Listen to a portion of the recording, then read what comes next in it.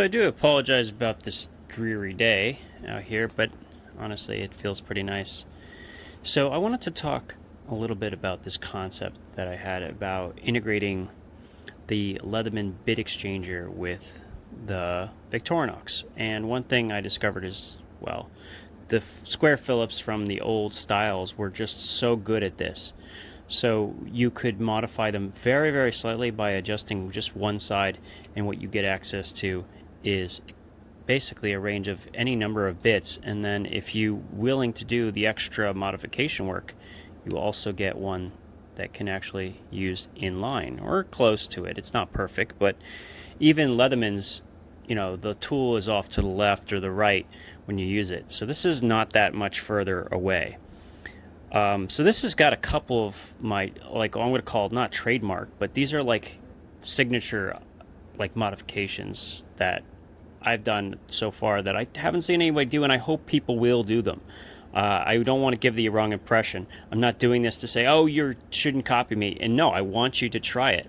I think you'll get a kick out of this.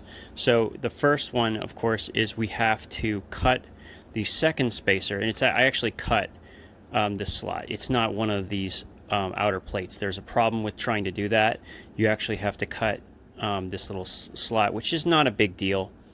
And then you'll also notice on the other side of that cutout, man, I'm really having trouble with the focus, is a small flathead.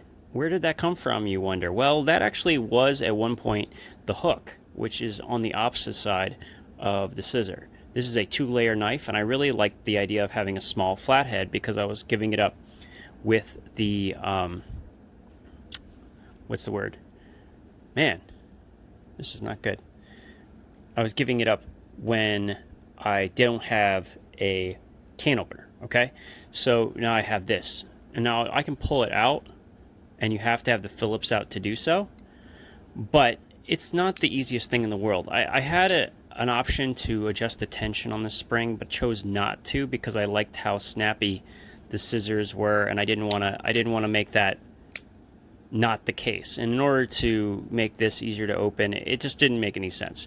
And if you're having trouble with your fingers, just all you had to do, you can even do it without opening the other thing, is just open it with the tweezer, which are already installed, and that doesn't even hurt your fingernails. So that's a good option. Now let's flip it over to the other side.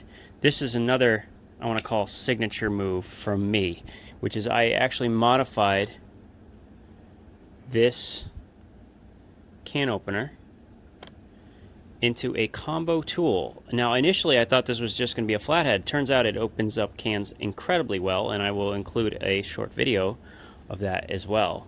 Pretty exciting, pretty cool. And then the last thing that I've done on this side is to change the blade shape to a sheep's foot, and that I like a lot better. Just, it's more utility based, and is better for draw cuts, which is exactly what I wanted.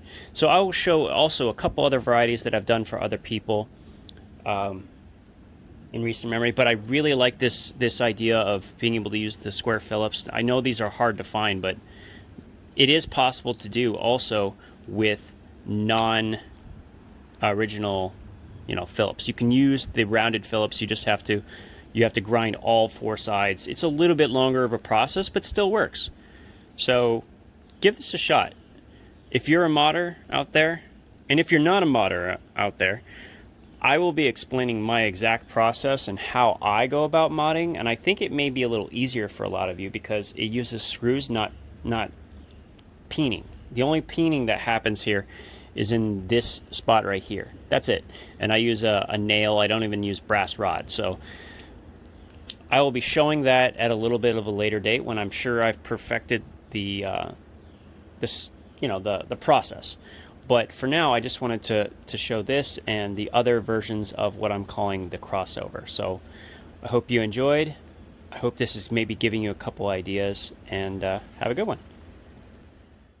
All right, so I'm just going to voice over this a little bit. I was in the middle of talking about this whole thing when I made this video. I just wanted to include a section that showed not only that this combo tool really works, but that it still works with having a blade opposite it. The reason that's the case is there are 3 small washers that give about 0.4 millimeters of space. They come in the kit with the 2.5 millimeter screws. So it makes this possible.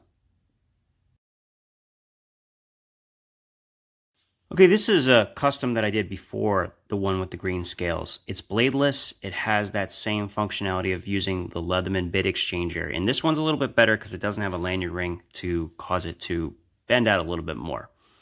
I just wanted to show you there's a lot more possibilities here I haven't really explored, but I hope you enjoyed. I hope you'll subscribe and let me know what you think.